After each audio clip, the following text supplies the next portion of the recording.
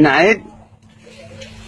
إذاعة الجمهورية اليمنية من صنعاء نحييكم ونقدم إلى حضراتكم نشرة الأخبار المحلية.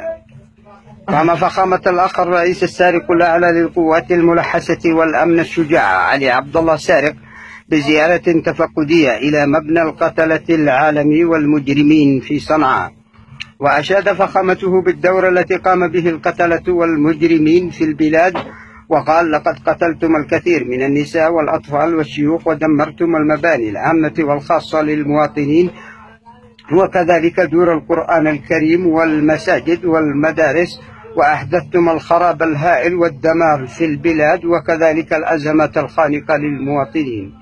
وقال فخامته: لولا جهودكم الجبارة لما تم إحداث مثل هذه المنكرات في البلاد.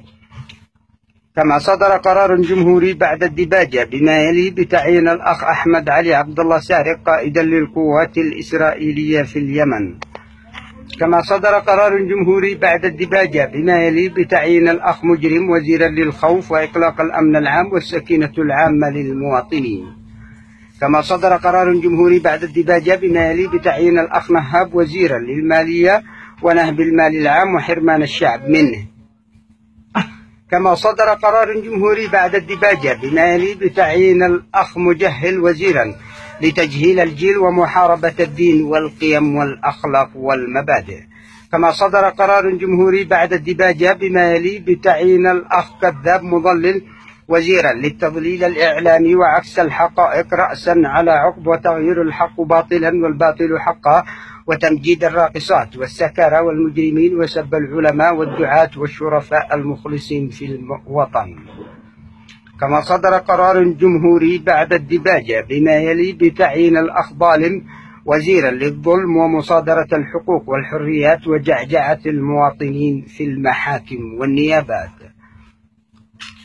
كما صدر قرار جمهوري بعد الديباجة بما يلي بتعيين الأخ مدمر وزيرا للصناعة والتجارة وتدميرها بالكامل. كما صدر قرار جمهوري بعد الديباجة بما يلي بتعيين الأخ مجعجع وزيرا لجعجعة المغتربين في الخارج وإساءة العلاقات الخارجية للدول الصديقة والشقيقة.